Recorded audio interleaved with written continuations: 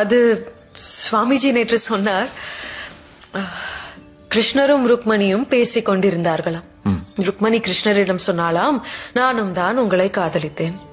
இருப்பினும் ஏன் தோன்றுகிறது உங்கள் மனைவியாக இல்லாமல் காதலியாக இருந்திருந்தால் நன்றாக இருந்திருக்கும் என்று.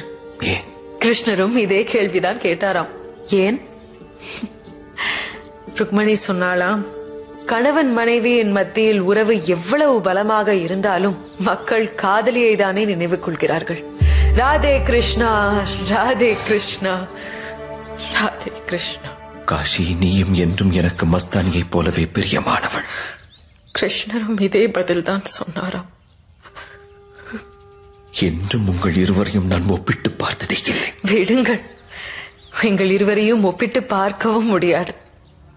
ஏனென்றால் நான் உங்களுடன் ராசலீலை செய்யவில்லையே.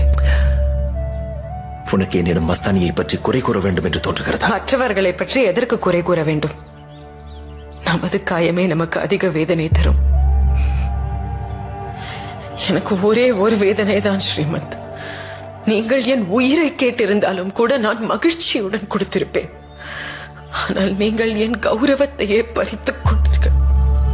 இன்றைக்கு பின் நீங்கள் இந்த அறைக்குள் வரக்கூடாது ராவ்.